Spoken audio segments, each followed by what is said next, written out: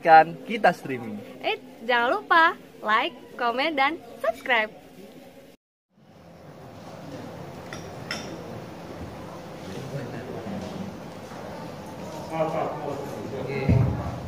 Assalamualaikum warahmatullahi wabarakatuh. Subhanallah, alhamdulillah, la ilaha illallah, wallahu akbar, la haula wala quwwata illa billahil aliyil azim. Yang saya hormati Bapak Haryono selaku Sohibul Bed pada Sarasian Porsabda malam hari ini, yang kami hormati pula Agung Lamidi, Bapak Teguh, Ustadz Anang, Mas Musleh, Trio Sugeng yang selalu setia menemani kita S3, juga teman-teman semuanya yang tidak bisa satu persatu. Alhamdulillah pada malam hari ini kita bisa melanjutkan Sarasian Porsabda, Forum Sarasian Seni dan Budaya, yang nuansanya agak berbeda dengan sebelum-sebelumnya. Kalau sebelumnya itu lesehan, mohon maaf karena keterbatasan waktu atau tempatnya di rumah kami, yang kedua di rumah Bapak Teguh, itu lesehan. Alhamdulillah pada malam hari ini kita teman-teman Porsabda mendapatkan tempat khusus karena ini berkat lobby Kong Lamidi ini. Alhamdulillah, yang nuansanya tentu selalu berbeda karena di pendopo yang nuansanya asri, indah di kediaman Bapak Haryono pada malam hari ini. Berbeda kayak rojo ya. Salawat serta salam semoga senantiasa terlimpahkan kepada junjungan Nabi Agung Muhammad SAW, yang insya Allah kita nantikan salawatnya di yaumil qiyamah. Amin ya rabbal alamin. Tema pada malam hari ini sebagaimana yang disampaikan oleh saudara moderator Mas Musleh, yang sebenarnya menggantikan posisi Mas Ari Setiawan yang pada malam hari ini izin, yaitu hijrah dalam kemerdekaan. Sebenarnya ini mengandung maksud bahwa ada dua momentum besar yang kita peringati. Yang pertama tahun baru, yang kedua peringatan Hari Kemerdekaan Indonesia. Tahun baru tadi itu ada dua, yaitu tahun baru Islam yang jatuhnya itu pada tanggal 10 Agustus kemarin, itu 1 Muharram 1443 Hijrah. Nah yang kedua juga tanggal 10 Agustus, yaitu tahun 1955, ini tahun Saka. Kemudian yang kedua tentang hari peringatan kemerdekaan negara kita yang ke-76. Ini saya mulai dengan ujaran atau slogan atau semboyan nenek moyang kita, orang-orang Jawa, yang dalam hal ini menyampaikan tentang makna kemerdekaan. Kalau merdeka secara negara, kita tahu bahwa syaratnya ada 3. Satu ada rakyat, kedua ada wilayah, yang ketiga ada pengakuan dari negara lain. Nah, Indonesia pada tanggal 17 Agustus 1945 itu sudah memenuhi 3 syarat ini. Nah, tetapi mohon diingat bahwa siapakah yang pertama-tama memberikan pengakuan atas kemerdekaan kita? Ini banyak yang salah mungkin ya, mohon maaf. Turunnya wahyu pertama itu orang Islam secara umum belum sholat. Jadi Kanjeng Nabi perintah sholat 5 waktu itu ketika itu karena mendapatkan wahyu usia 40 tahun, maka karena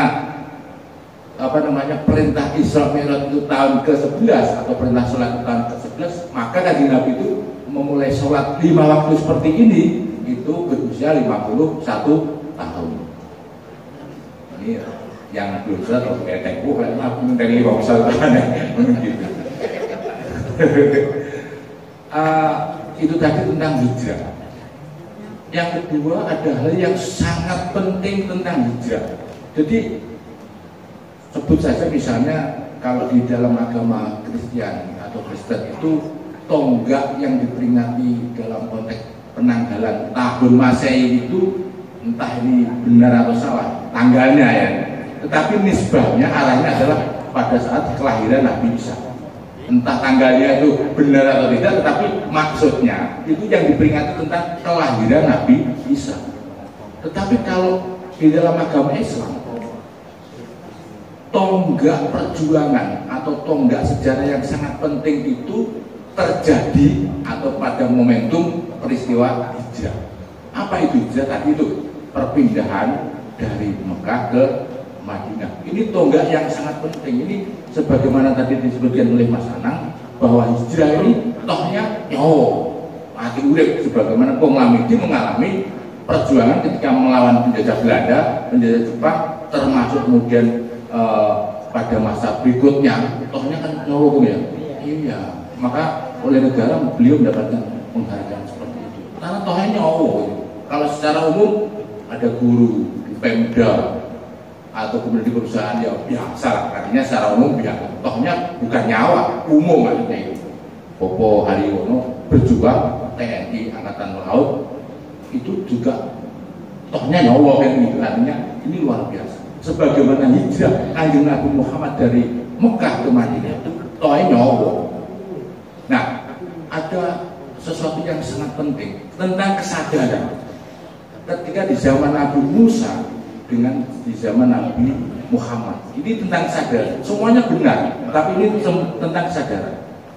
Kita bayangkan bagaimana ketika misalnya Nabi Musa beserta kaumnya pokoknya dikejar-kejar oleh Jenderal Haman. Ini Jenderal Haman adalah jenderalnya Raja Fir'aun. Kalau saat itu bendaharanya namanya Korun. Dikejar-kejar oleh Jenderal Haman sampai kemudian masuk ke bibir jurang, sampai ke bibir laut. Ini Nabi Musa kalau berhenti akan ditabrak oleh kuda-kuda dari Jenderal Haman, pasukannya yang luar biasa. Tapi kalau terus nanti akan tercebur ke laut. Tapi saat itu Nabi Musa menghibur kaumnya dengan mengatakan ini bahasa Indonesia saja kan, karena nanti banyak arti kalau bahasa Arabnya. Bahasa Indonesia ini, jangan takut karena Allah bersama aku. Nabi Musa mengatakan seperti ini, jangan takut karena Allah bersama aku. Nah, ini kesadaran di zaman Nabi Musa. Kemudian kesadaran di zaman Nabi Muhammad ketika diceritakan oleh Ustadz Anang tadi itu, Nabi Muhammad bersama Abu Bakar As-Siddiq bersembunyi di dalam gua. Tuh, ini jaraknya dekat, mungkin dari sini sampai ke sini dilempar batu, ada rumah laba-laba mengenai giginya Abu Bakar. Tentu saja secara umum Abu Bakar merasa takut, tetapi Nabi Muhammad menghibur sahabatnya saat itu yang kemudian menjadi mertuanya. Abu Bakar itu kemudian menjadi mertuanya dengan mengatakan, Ustaz Anang, la tahzan, jangan takut, innallaha ma'ana. Artinya apa? Jangan takut karena Allah bersama kita. Ini yang membedakan. Kalau tadi Nabi Musa mengatakan jangan takut, Allah bersama aku. Tetapi Nabi Muhammad mengatakan jangan takut karena Allah bersama kita. Kita itu semuanya kenal. Maksudnya begitu. Ini tentang sebuah kesadaran. Maka kalau Nabi Musa itu melambangkan sebuah kebenaran al-haq, sedangkan Nabi Isa itu melambangkan al-hub atau cinta, maka perpaduan antara kebenaran dengan kebaikan itu akan melahirkan namanya keindahan yang dibawa oleh Rasulullah SAW Nabi Muhammad. Jadi ini keindahan. Nah, sedikit tentang pentingnya kita memperingati tahun baru. Yang pertama kita tentu diharapkan untuk muhasabah atau melakukan introspeksi diri. Kan begitu, tahun baru itu bukan, kalau di dalam agama Islam bukan identik dengan hura-hura, kembang api, pesta kembang api, kemudian melencer ke pantai dan sebagainya, bukan itu. Tetapi maknanya muhasabah atau melakukan introspeksi diri atau mawas diri. Nah, introspeksi atau mawas diri itu kalau berhasil dikatakan melakukan introspeksi atau mawas diri, kalau berhasil yaitu ketika kita menemukan kesalahan-kesalahan atau kekurangan kita, bukan kemudian kita menemukan keberhasilan atau kesuksesan kita, bukan, itu malah salah. Ketika kita mawas diri atau introspeksi diri, maka yang kita temukan adalah justru kesalahan-kesalahan kita. Yang pertama muhasabah atau introspeksi diri. Yang kedua, dalam konteks kalau dalam tahun Islam disebut satu suro tadi itu, kemudian tanggal 10 suro, tanggal 10 Muharram sebagaimana tadi dijelaskan Mas Anang, itu namanya Asyura, hari ke-10 namanya Asyura. Kemudian agar lebih mudahnya orang Jawa kemudian menyebut bulan Suro. Nah, ada apa sih sebenarnya bulan Suro itu? Di samping juga penciptaan langit, lautan, gunung dan sebagainya, penciptaan manusia di bulan ini tadi itu, ada hal yang penting yang disebut di dalam bulan Muharram atau 10 10 Muharram atau Asyura itu, ada hal penting yang disebut dengan Syahr al-Anbiya. Artinya ini bulannya para nabi. Bulannya para nabi. Artinya di dalam bulan ini tepatnya tanggal 10 Muharram atau Asyura. Kemudian kalau di bulan Jawa disebut bulan Suro itu. Ada peristiwa-peristiwa penting, di antaranya ada peristiwa-peristiwa penting yang dialami oleh para nabi rasul. Di antaranya diterimanya taubatnya Nabi Adam, misalnya gitu. Kemudian keberhasilan diangkatnya Nabi Idris. Kemudian mendaratnya kapal yang ditumpangi oleh Nabi Nuh, ini selamat Nabi Nuh. Kemudian berikutnya terselamatkannya tadi yang dikisahkan oleh Mas Anang tentang Nabi Yunus alaihissalam ketika dimakan ikan hiu, entah ikan hiu atau ikan paus. Yang jelas ketika berada di dalam ikan hiu itu Nabi Yunus berzikirnya itu la ilaha illa anta subhanaka inni kuntu minadz dzalimin. Artinya la ilaha illa anta, tidak ada Tuhan selain Engkau ya Allah. La ilaha illa anta subhanaka, Engkau maha suci dan aku ini orang-orang yang dolim. Itu pengakuan Nabi Yunus sebagai bentuk rasa tobat yang kemudian beliau diselamatkan oleh Allah dengan cara dimuntahkan dari ikan hiu tadi. Ini terjadi pada tanggal 10 Muharram atau disebut Asyura tadi. Kemudian Nabi Ibrahim ketika dibakar oleh Raja Namrud, kemudian alhamdulillah api menjadi dingin sehingga Nabi Ibrahim selamat dari kobaran api. Ini juga terjadi pada tanggal 10 Muharram atau Asyura. Kemudian pulihnya kerajaan Nabi Sulaiman, banyak sekali. Intinya semua hal yang terjadi yang bersifat kebaikan-kebaikan, kemenangan dan seterusnya dialami oleh para nabi. Hanya saja kemudian ini setelah Kanjeng Nabi Muhammad ada peristiwa juga yang terjadi tanggal 10 Muharram, yaitu Asyura, yang juga diperingati oleh orang sedunia juga, yaitu dengan tewasnya atau meninggalnya Imam Husain dibantai di Karbala, juga tanggal 10 Muharram. Imam Husain adalah putra Sayyidina Ali atau putra dengan ibu Fatimah, berarti dengan cucu dari Nabi Muhammad SAW.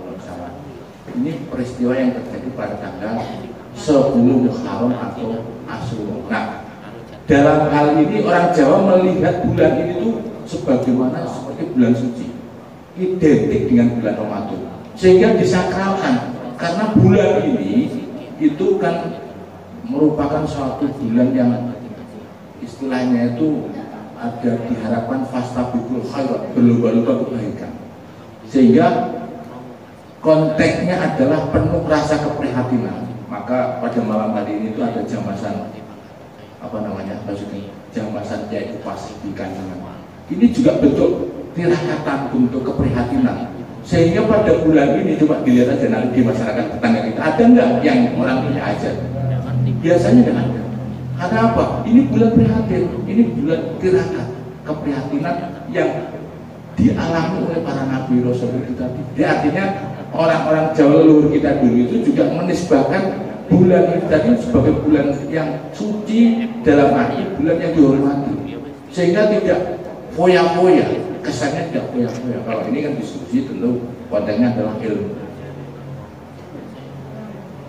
Demikian hal-hal yang saya melengkapi karena konteksnya sudah ada pembicara-pembicara terdahulu, tentu nanti akan dilengkapi oleh Bapak Teguh sedikit tentang Trisakti, mengingatkan kembali tentang Trisakti yang dipesankan oleh Bung Karno. Jadi apakah kita itu sudah merdeka atau belum? Sudah secara de facto. Tapi substansinya nanti intinya dilihat dari 3 perkara atau 3 hal dari Trisakti yang dipesankan oleh Bung Karno. Yang pertama, apakah kita benar-benar yang pertama berdaulat dalam politik. Yang kedua, berdikari dalam ekonomi. Yang ketiga, berkepribadian dalam kebudayaan. Ini kalau ukurnya 3. Apakah kita sudah berdaulat dalam politik? Yang kedua, berdikari dalam ekonomi. Dan yang ketiga, berkepribadian dalam kebudayaan. Demikian saya kira. Mohon maaf atas kekurangannya. Assalamualaikum warahmatullahi wabarakatuh.